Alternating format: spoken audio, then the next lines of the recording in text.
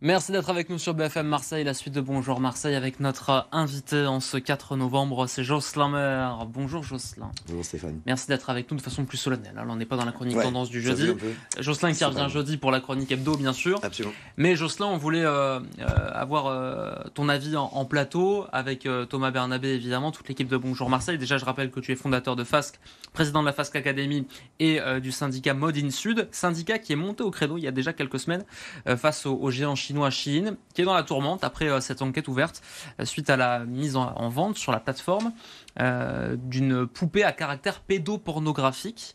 Enquête ouverte donc par le parquet de Paris. Plusieurs responsables politiques ont évoqué la possibilité d'interdire l'accès de Shein au marché français. C'est le dérapage de trop pour Shein ou au contraire, ça ne va pas les menacer plus que ça, à ton avis? Alors il y a deux choses. La première chose, c'est que je pense que la réaction unanime que tu évoques, évidemment, heureusement qu'on l'a, heureusement que le ministre de l'Industrie, de l'économie, réagit comme il l'a fait. Nous, on aimerait bien que ce soit bel et bien la dernière fois, que ce soit le coup suffisant pour qu'on arrête. Bon, apparemment, il faut attendre une fois de plus. Bon, attendons une fois de plus. Ce sera quoi la prochaine fois? Là, j'ai peur qu'on ait atteint quand même un paroxysme. Le sujet qui nous interpelle, nous, c'est que pour une plateforme qui dit faire de la production à la commande, ça interpelle quand même. Donc on réagit à la commande parce qu'il y a des pédocriminels où on réagit à leur commande. Si je traduis un peu le positionnement classique de Chine qui dit, je vous rappelle, dans le vêtement notamment, leur discours, c'est de dire non, on ne fait pas de surproduction, on produit à la commande.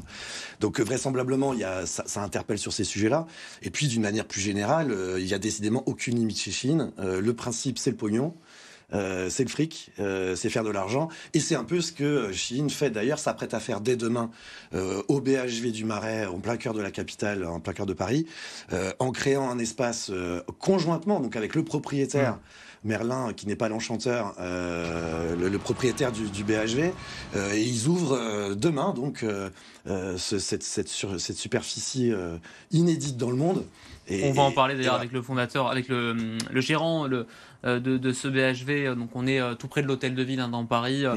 C'est l'équivalent des Galeries Lafayette. C'est des grands magasins qui sont vraiment en cœur de Paris. Juste un mot pour la poupée. Les poupées, les annonces ont été supprimées. C'est ce que fait savoir le géant chinois en début de semaine. Sauf que là encore, il y a une hypocrisie, mais qui est habituelle. On a l'habitude chez Shein et chez ses représentants, y compris ceux qui l'ont conseillé en matière de RSE. On voit de qui je parle. Il y a une espèce d'hypocrisie, latente, évidente, permanente.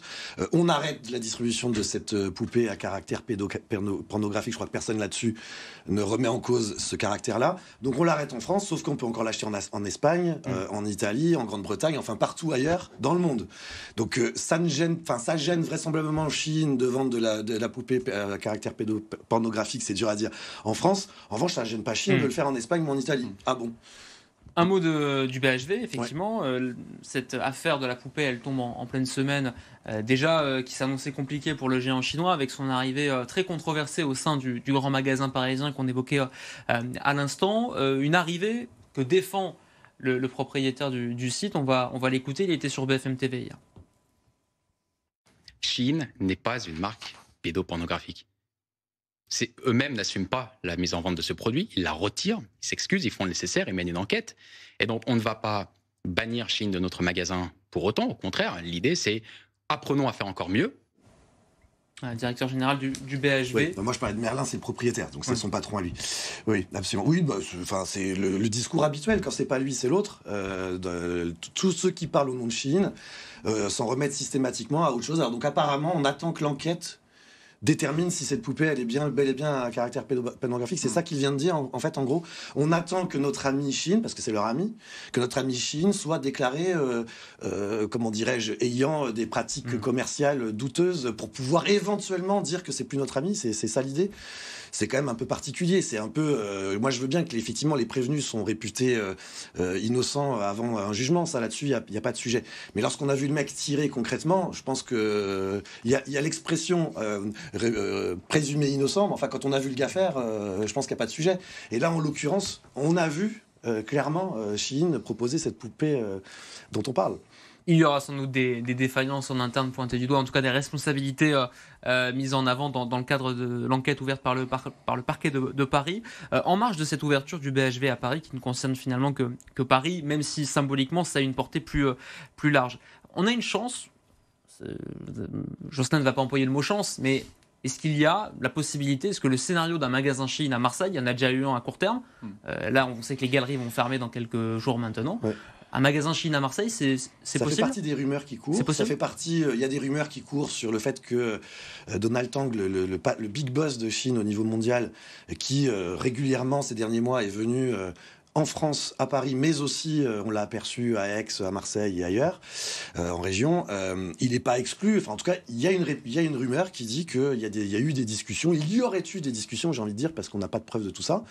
Ce qui est sûr, c'est que nous sommes beaucoup mobilisés, aussi bien nous dans la filière que au niveau du personnel politique local. Je crois qu'à peu près tout le monde, j'ai dit à peu près, parce que comme, encore une fois, on n'est pas sûr exactement des positions des uns et des autres, mais enfin, à peu près tout le monde est d'accord pour dire que Chine n'a pas sa place en plein cœur de Marseille. Mais enfin, on est à l'abri de rien. Tu évoquais le BHV, enfin, nous évoquions le BHV à Paris, c'est devant l'hôtel de ville, hein, c'est en face de l'hôtel de ville, pour ceux qui connaissent le lieu.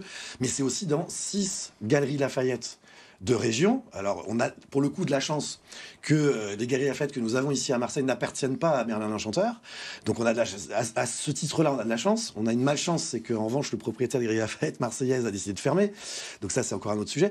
Mais pendant tout ça, rappelons quand même que Chine continue à produire de la contrefaçon, parce qu'en fait, il y a énormément de produits qui sont copiés de créateurs, notamment locaux et notamment marseillais, que Chine ne paye aucune taxe en France ou quasiment rien. Elle paye à peine 200 000 euros d'impôts par an.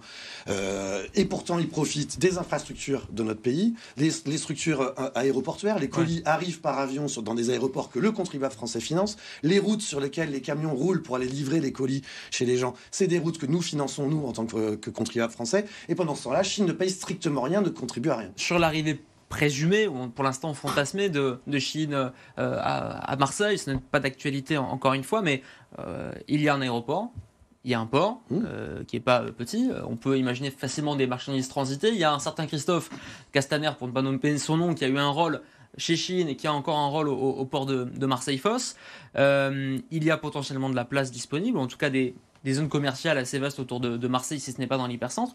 Aujourd'hui, l'arrivée possible de Chine à Marseille vous fait peur ? Elle est vraiment possible ou c'est vraiment une rumeur parmi tant d'autres ? Le commerce est libre, on est dans un pays libre. Parce qu'il y a une demande aussi, on sait que beaucoup de Provençaux achètent sur Chine, notamment les jeunes, parce qu'il y a une question de pouvoir d'achat. Je pense que c'est pas cher. Je pense que si ce genre de projet devait avancer, ce que je n'espère pas évidemment, je compte sur le personnel politique, à commencer par le maire de Marseille, si on parle d'une implantation marseillaise, ça pourrait être aussi à Aix ou ailleurs. Hein, oui, si ça devait être à Marseille, et d'une manière plus globale, sans désigner qui que ce soit, en tout cas, nous en appellerions à la responsabilité politique en capacité d'agir, par exemple le maire qui a une capacité de préemption de locaux, et ça, j'espère qu'on pourrait compter sur notre personnel politique, mais encore une fois, ce serait pareil à Toulon ou ailleurs. Je crois qu'il faut que le personnel politique se mobilise fortement, et peut-être que la première des choses à faire, c'est bel et bien de trouver une destination au centre-bourse, puisque c'est de ça dont on parle. Trouvons une destination, trouvons une occupation à ces mètres carrés. La nature ayant horreur du vide, évitons de laisser un vide trop longtemps.